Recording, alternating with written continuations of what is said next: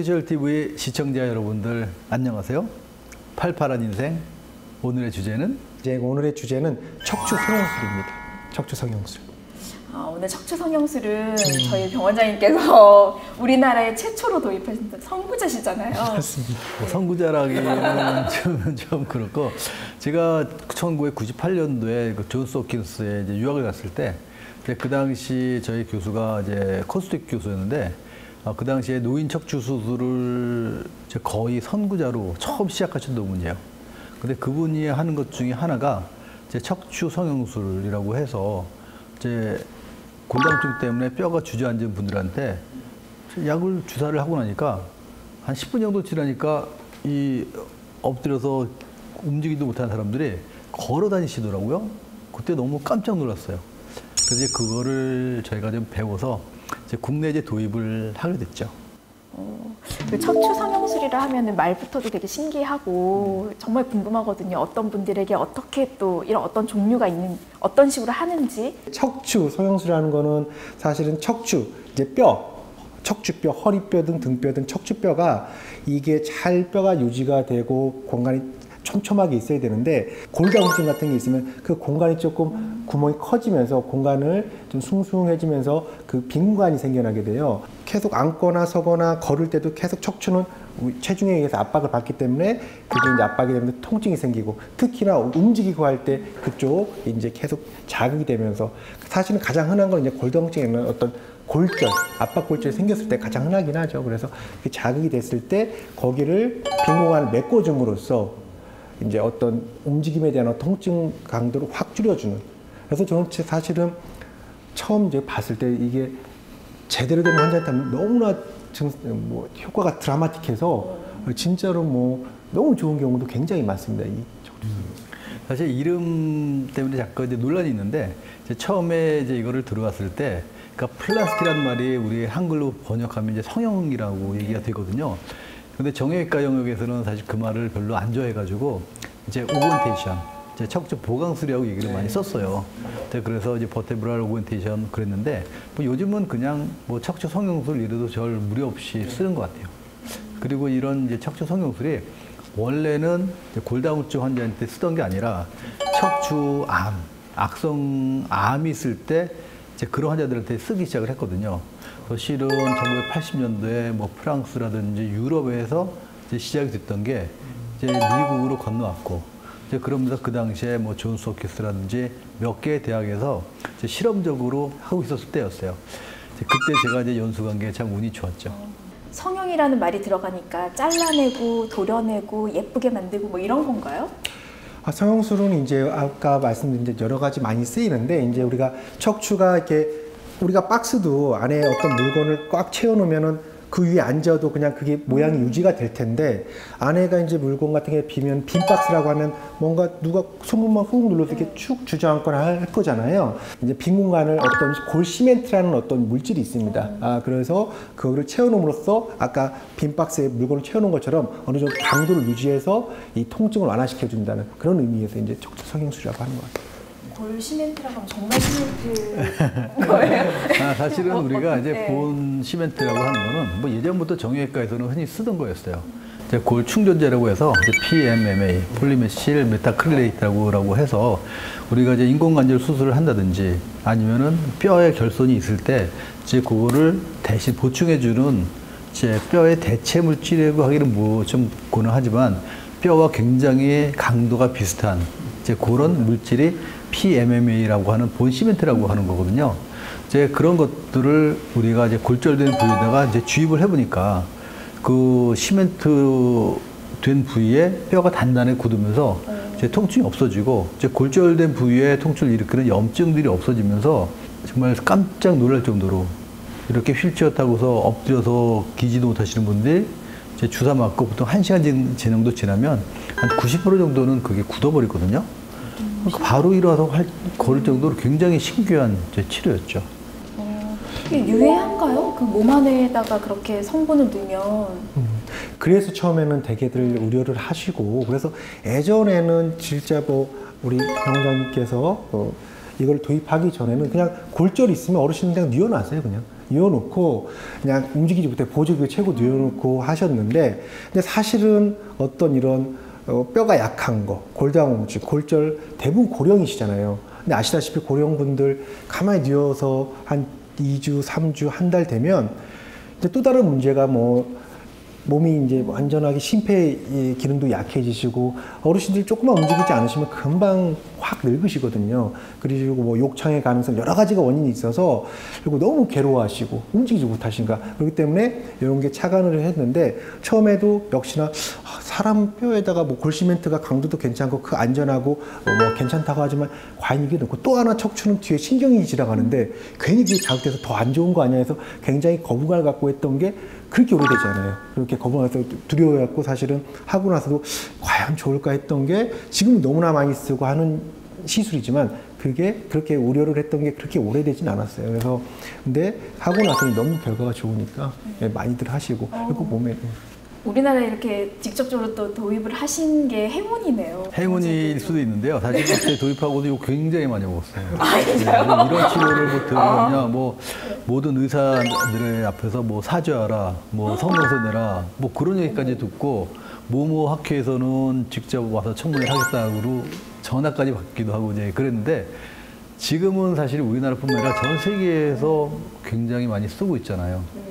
불과 그게 98년, 99년인가 20년 전에 벌써 그것도. 예. 요즘 고령화 사회에 되다 보니까는 환자분들이 골다공증이 굉장히 많아요. 나중에 한번 또 골다공증에 대해서 또 한번 얘기할 기회가 있으면 참 좋겠는데, 골다공증이 많다 보니까 뭐 낙상을 해서 넘어지는 것뿐만 아니라 뼈가 너무 약하다 보면 어르신들이 그냥 기침하다가도 그냥 뭐 변 보려고 허리 힘주다가도 뚝 하면서 그다음부터 움직이지는 못하고 그냥 거의 이렇게 들고 실려오는 것처럼 어떤 압박골절, 골다공증성 압박골절에 의한 경우가 굉장히 많고, 또 하나는 이제 뼈가 퇴행이 오고 비면서 거기에 공기가 차는 경우가 있거든요. 그걸 우리가 쿰멜병이라는 병들이 또 있어요. 거기 이제 비어있는 그런 것들. 그리고 또 하나는 이제 암이 뼈로 전이 되는 경우가 꽤 있거든요. 흔하게 이제 뭐 전립선이라든지 폐암 같은 경우가 이제 척추뼈로 많이들 가는, 그 외에 여러 가지 대장암도 많이 가고요. 하다 보면은 환자분들이 너무 통증이 심해서 어떻게 할 수가 없을 정도 통증이 심할 때도 이거를 해볼 수 있는 그런 방법이 있겠습니다. 그러니까 여러 가지 병적 골절에 대해서 쓸 수 있는 그런 방법이거든요. 예. 이런 그 척추 성형술은 아까 말씀하신 이제 그런 이제 질환에 쓸 수가 있는데, 사실은 우리가 이런 것들을 이제 쓸 때는 엄격하게 기준을 사실 좀 정해줘야 돼요. 척추 압박골절이라고 하는 건 사실 대부분의 경우는 뼈가 붙어요. 그렇기 때문에 이런 시술이 필요가 없는 경우가 많은데, 이런 시술을 왜 하는지가 중요해요. 아까 우리 김홍식 원장님이 잠깐 말씀하셨던 것처럼 이 고령이신 분들은 사실 우리가 생각지도 못했던 그런 아주 간단한 일에도 골절 생기거든요. 이제 우리나라 같은 경우에는 이제 침대 생활을 안 하고 그냥 요 깔아놓고 가시잖아요. 무릎이 안 좋으신 분이 앉다가 약간 골반에 이제 쿵 하고 앉으면 그런 걸로 척추 골절이 돼가지고 오시는 분들도 있어요. 그래서 갑자기 내가 아무런 일도 없었는데 자고 일어나고 보니까 일어나기 힘들고 꼼짝하기 힘들다라는 분들이 사실은 이제 그런 골절이 있는 분들이 많거든요. 이제 그런 골절이 있는 분들한테 우리가 일주일이고 2주일이고 누워있으면 그다음부터 이제 합병증이 생겨요. 그리고 오히려 뼈가 안 불 수도 있고, 그리고 뼈가 붓는다고 하더라도 온몸에 있는 근력이 다 떨어져 있고, 우리 누워있으면 골다공증이 더 심해지시거든요. 보통 우리가 하루 누워있으면 한 달 정도의 골 성분이 빠진다고 얘기를 해요. 그러니까 그럴 정도로 누워있는 게 안 좋기 때문에 이제 그런 사람들한테 빨리 치료를 해서 안 아프게 해서 빨리 걷고 움직이게 만드는 게 이 척추 성형술의 목적이에요. 그래서 이런 경우는 연세 많으신 분들, 그러니까 골다공증 때문에 이제 뼈가 많이 약하신 분들, 이제 그런 분들한테 대상으로 해야 되는데, 이제 가끔 가다 보면은 한 뭐 30대, 40대, 50대 되는 분들한테도 이런 치료를 하는 경우가 있어요. 그러니까 그런 경우는 조금 이제 잘못된 치료 같고, 이제 그런 분들이 하는 경우도 간혹 있긴 한데, 예를 들어서 뭐 류마티스 관절염 같은 경우는 우리가 이제 이런 그 스테로이드 같은 거를 많이 먹거든요. 이제 그런 분들이는 이제 골다공증이 심하고, 예를 들어서 이런 그 갑상선 질환이 있는 분들, 이제 그런 분들한테 이제 병적으로 골다공증이 있는 분들한테는 이제 젊은 사람들한테도 할 수가 있지만 기본적으로 이 치료는 보통은 한 70대 이상 넘어간 분한테 이제 사용을 해야지 그 이전에 있는 사람들한테 하는 거는 사실 좀 과잉된 치료라고 볼 수가 있어요. 혹시 시술하는 과정들을 조금 더 구체적으로 보여주실 수 있을까요? 네. 예, 이 시술도요, 이제 수술이 아니고 시술입니다. 그래서 우리가 이제 국소 마취도 이거는 피부 마취만 하는 거예요. 그래서 우리가 이제 허리든 등이든 허리든 척추뼈는 여러 개가 있기 때문에 이제 우리가 골절된 부분, 병이 있는 부분에 대해서 이제 실시간 엑스레이를 보면서 정확하게 찾아 들어갑니다. 그 다음에 이 뼈가 이제 만약에 이게 골절이 있다고 하면 이 뼈를 이제 우리가 치료를 해야 되잖아요. 그래서 접근법이 이렇게 이제 한 5mm 되는 이런 바늘이 있어요. 좀 무섭죠. 무서워요. 무서운데 그래서 이제 국소 맞추고 하면 이제 서로 대화하면서 하기 때문에 어르신 어떠세요? 뭐 괜찮으세요? 다리 저린 건 없으세요? 뭐 하면서 이제 서로 피드백 하면서 하기 때문에 이제 좀 더 안전하게 할 수가 있거든요. 그래서 국소 마취하고 여기 보면은 이제 이 척추뼈가 주저앉게 여기까지 접근할 때 여기 다리가 있거든요. 척추 다리. 그래서 이쪽으로 쭉 밀어넣어서 여기까지 들어가서 그 안에다가 이제 골 시멘트를 밀어넣어서 그 빈 공간을 채우면서 하는 건데 이것 또한 시술하는데 한 15분 정도, 물론 이제 차이는 있겠지만 15분 정도 내외로 걸리는 것 같고요. 국소 마취만 하고 그 다음에 할 때 우리가 실시간 엑스레이 보고 아까 말씀드린 대로 환자와 대화를 하면서 하기 때문에 뭐 여러 가지 가능성이 있겠지만 그렇게 뭐 부작용이 심하거나 합병증이 자주 그렇게 생기진 않는 것 같습니다. 예. 저희 왜 그냥 일반 시멘트들도 말라야지만 되잖아요. 그 말라야 되는 조건들도 있을 것 같은데 우리 몸에 마르는 시간이 필요할 것 같은데 어느 정도 걸릴까요? 마르는 시간이라는 게 굳는 시간. 굳는 시멘트가 시간. 굳는 시간. 보통 시멘트 굳는 시간은요. 한 뭐 5분 이내로 다 굳어요.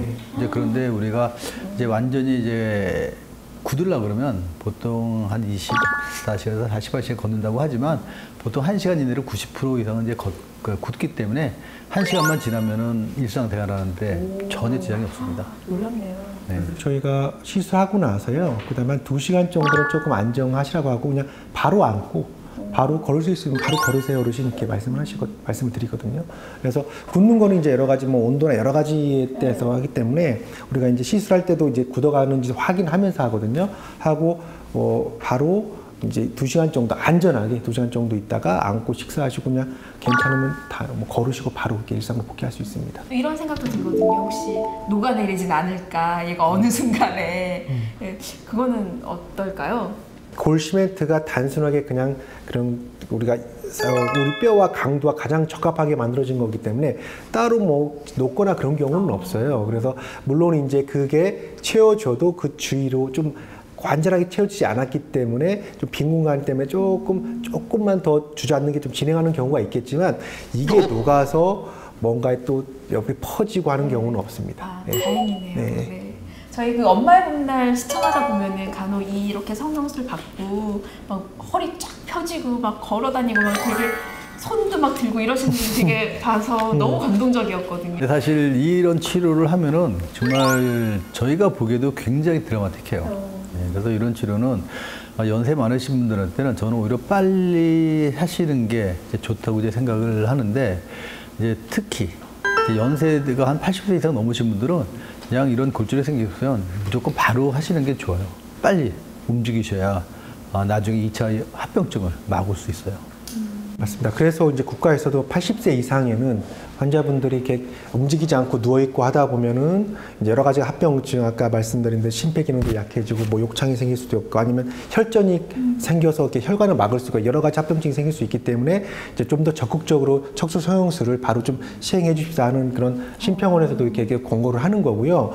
그리고 그 이전에서도 만약에 여러 가지 뭐 심장이 안 좋다거나 여러 가지 이제 지병이 있는 분들 그리고 눈에 보이게 아까 말한 뭐 공기가 차서 이렇게 점점 확 주저앉는 게 보이는 분들은 뭐 거기에 따라서 빨리빨리 좀 적극적으로 좀 이른 시간에 하는 것도 괜찮은 것 같습니다. 예. 우리 시멘트를 어쨌든 몸 안에 넣는 거라서 또 이제 시술을 받으시는 분들이 걱정하시잖아요. 이 시멘트가 나한테 맞을까? 또 어떤 다른 부작용은 없을까? 이런 생각들을 하시는데 혹시 부작용에 대해서도 한번 말씀해 주시면 좋을 것 같아요.